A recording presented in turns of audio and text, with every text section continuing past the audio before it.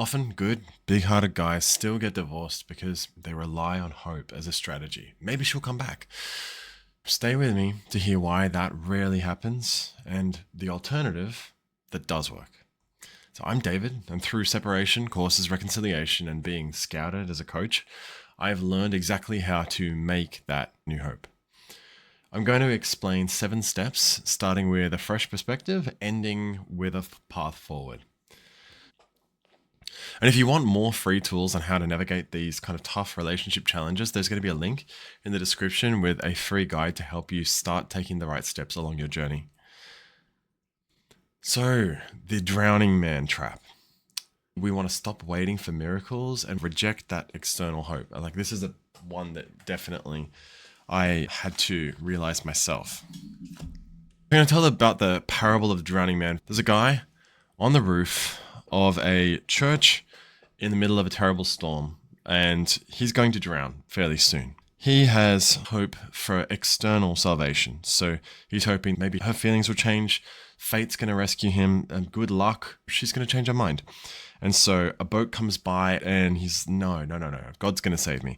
And a motorboat goes by and he's like, no, I'm good.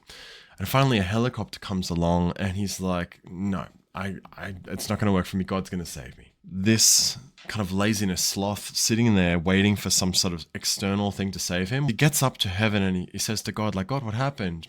He's like, did you not see the boats and the helicopter? Many of us are like the man on the roof there, the man in the parable of the drowning man. So waiting for a very specific gift-wrapped rescue. We're kind of hoping for blind luck to kind of fix things for us. We're missing all the boats and helicopters, the opportunities that are right in front of us. The rowboat looks a little too hard to row. The speedboat's going to take too long to get to safety. The helicopter looks too risky in this kind of weather. So we pass them up. You might be hoping that your partner will just wake up one day and decide to come back. This, I've seen it lots of times while coaching. It makes people passive. It makes people surrender all their power to the external factors that they can't really control. It makes people wait months before they finally decide to do something, and by which point they've already allowed things to decay even further, and it's that much harder. So what if the key to saving your relationship, though, lies entirely within your grasp and it's nothing to do with external circumstances? Like, no matter what's going on, what if you have the key? So this is where we get to step 2. We're going to take 100% responsibility for our 50% of the problem. So this is really about becoming the hero, owning our responsibility, our ability to respond. The hero mindset requires us to think, what would the hero do? WWTHD. This is supported by a study called What Would Batman Do? Self-Distancing Improves Executive Function in Young Children. The authors are Rachel E. White and Stephanie M. Carlson. It was published in the Journal for Developmental Science in 2015. In this study, in 3 and 5-year-olds, it compared the effects of 4 types of thinking in completing boring tasks. So ask a bunch of 3 and 5-year-olds to do something boring and see how that goes. They asked one group to be self-immersed, ask themselves, am I working hard? They asked another group to refer to themselves by name. Is David working hard? They gave another group the instruction to think about a hero. Pretend to be a character like Batman and ask, what would Batman do? Control group of kids, no special instructions given to them. They were just given the task. So the children, the interesting finding here was that the children who took on the hero persona, they said, what would Batman do? They persisted much longer on the boring task. They took fewer breaks to play. They showed better executive function, self-control, working memory, and inhibition of acting on their impulses. And the effect was strongest for 5-year-olds who performed significantly better when they adopted that hero perspective. So why does this work? The mechanism is called psychological self-distancing. So instead of reacting to immediate feelings like, this is boring, the child adopted an observer perspective or a role model identity. That distance helped them to override impulses and follow long-term goals. And the answer to what would the hero do is that they'd take 100% responsibility. They wouldn't wait to act on what needs to be done. And this 100% responsibility thing, it's not about taking the blame for everything that went wrong in the relationship, okay? It wasn't, that's like a common fear that people have. It's like, you're telling me that it's all my fault? No. It wasn't those kids' fault that there was a boring task that needed doing. It's about radical responsibility, focusing solely on what we can control. What can we do? Our actions, our interpretations, our growth. Radical responsibility is a kind of coaching and philosophy thing, but that focus on what we control, that is covered by work on the internal locus of control, which was pioneered by psychologist Julian B. Rotter, and by self-efficacy theory by psychologist Albert Bandura. There's a lot of backing that these things are actually effective. When I was going through what I found within weeks of my own relationship journey starting, back in February 2022, I'd been a few months through the blender already. I started this course, and what I saw hundreds of times over, focus only on your 50%, on the thing that you control. That gets you out of being like the extra on the stage or the victim. It gets you out of that mindset. So, an example. Instead of asking, hey, we've had a few good days, why isn't she coming back? We can ask, what would the hero do? What can I do right now to keep building a better environment within the relationship and within the household, regardless of whatever she's up to? Just taking 100% responsibility for your 50% of the problem unlocks a new kind of hope. Asking what would the hero do and figuring that out. One that doesn't depend on anyone else or their actions or the world or luck or fate or a big bank account or anything. But what if we can't see any answers within ourselves yet? What if we haven't flexed that muscle enough? We need to learn again how to cultivate hope from within. This is about divergent thinking. We're forging our own hope and seeing endless possibilities. True hope isn't a passive wish. It's not that man on the roof praying for God to save him. It's not just positive thinking, and it's not manifesting. It's an active process of generating useful possibilities where it at first might seem like there aren't any. That's divergent thinking. It's looking at challenges, not threats. Everything's just a challenge. Until you're dead, it's just another challenge. And finding countless ways that you can potentially act instead of converging prematurely on one useless truth. Like, it's hopeless. She said this, she said that. So we don't want to converge on one answer and lose hope. We want to say, well, what can we do? What can we do? What can we do? What can we do? The idea for divergent thinking originated in our modern conception with a psychologist named J.P. Guilford, who refused to accept the prevailing wisdom of the early 20th century that intelligence was a single measure. And, not coincidentally, brought us the idea of divergent thinking in the process of hypothesizing that there were more than 100 distinct intellectual abilities. I think that he had like 150 intellectual abilities or something that they catalogued. If you see like the brick representation of creative thinking, if you see a relationship problem, this is a brick. Most of us, certainly me back in 2021, we would see this is just a piece of a wall. We could use the brick to make a wall, and the wall's in my way. But when I was taught to ask that question, what would the hero do, to think divergently like that, I started to see the brick as a tool to build a new path. It's a paving stone, or it's a weight to lift, or it's a pen holder, or it's a doorstop, or it's a weapon. There's 100 things that you can think of to use a brick for. This can happen within a conversation. Instead of, she's unhappy about something, which is the old, it's a brick, it becomes, here's a piece of the puzzle to what's been coming between us for the last few years.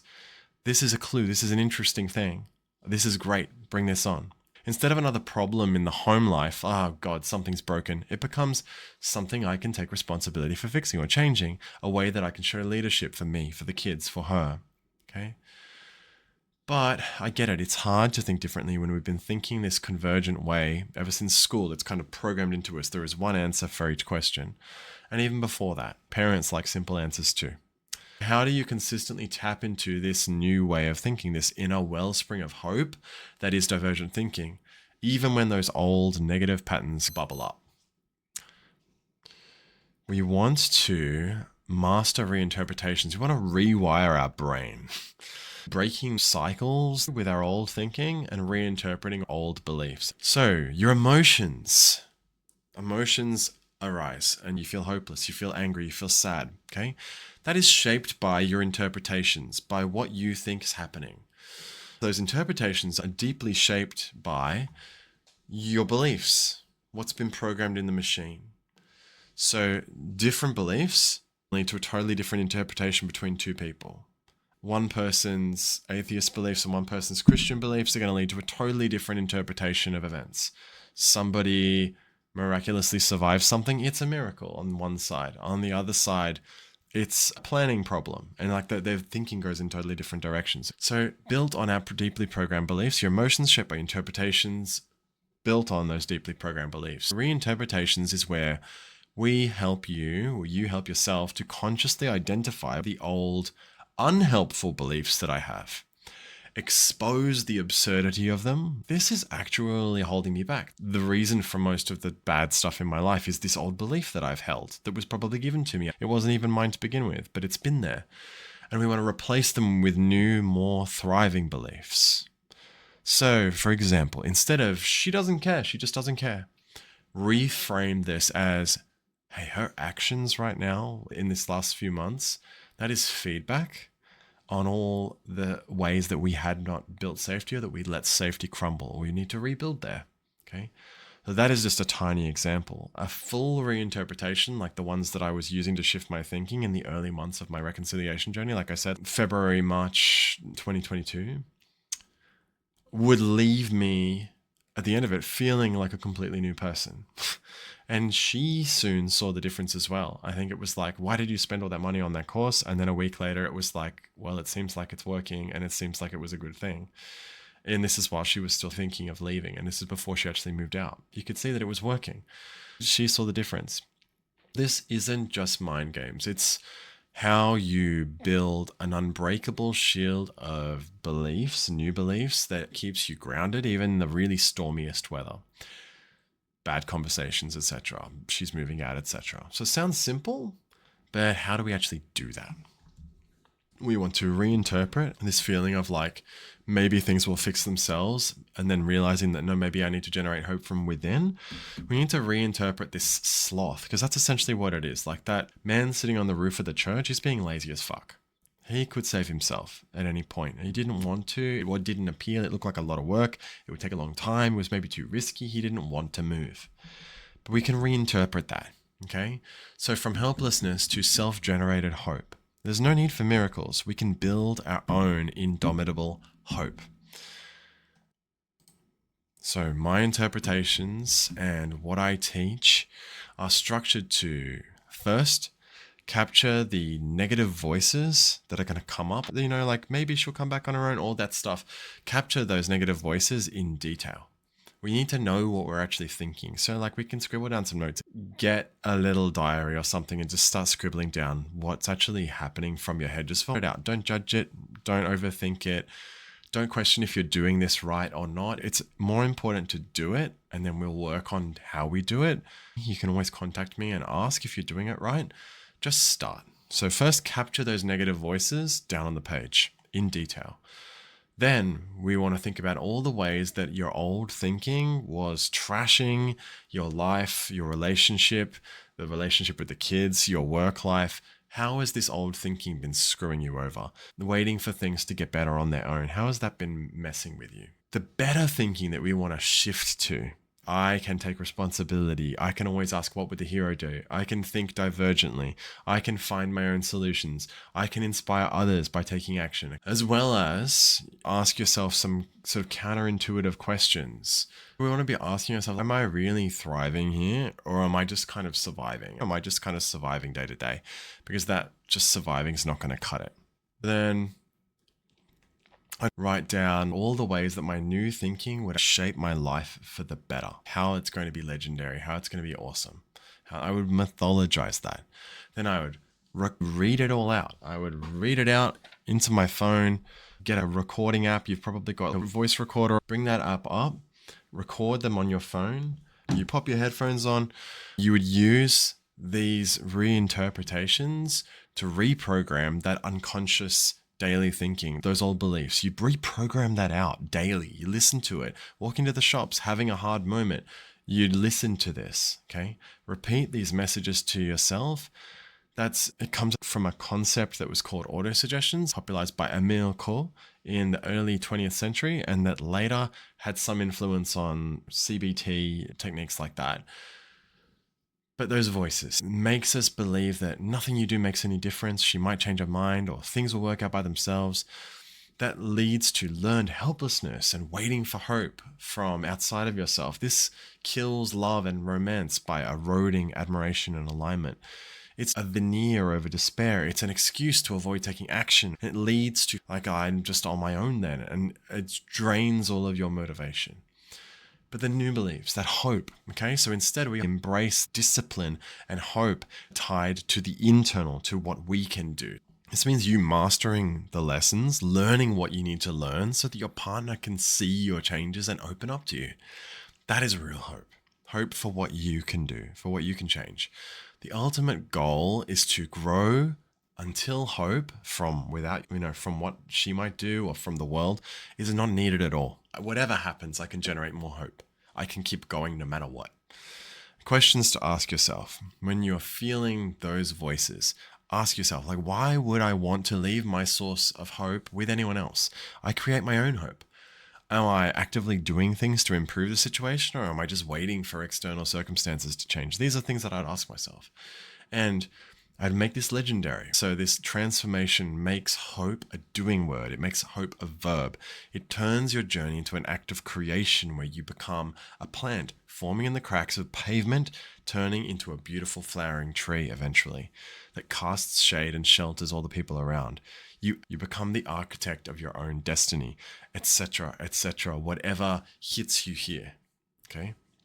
So with this unwavering inner resolve, you're starting to get ready to use much more direct communication to gently guide your partner back towards wanting to connect. So cool. How do we do that? We are going to wield functional communication skills. The soothe. We want to learn the soothe skill. Planting seeds of safety and mastering it. So the soothe skill is your tool to manage anticipated resistance when it's your opportunity to speak. So you guys are chatting and you think, I could talk about that thing that I know has been upsetting her for a while and which you just touched on there for a moment. I want to say something positive and helpful. Maybe it'll help him feel understood. But she might be touchy. There might be some resistance. She might not want to talk about this because in the past, I would have taken it in the wrong direction. So when it's your opportunity to speak, you need a skill that can soothe the path to you saying the things that you cannot say anymore, for the safety that's broken. And that can be one of the major things that rebuilds that safety and lets her trust again, even if you guys never end up together. So is it an acronym to remember it? Using this acronym as a mnemonic device to help remember it. It's WUNI. So that's witness, understand, negate, and intentions. So if you expect her to pull away, you could lead with, I get you might not want to talk about this. I wouldn't either, given how I stomped all over you in the past. I don't want to do that again. I'm only wanting to really understand for once.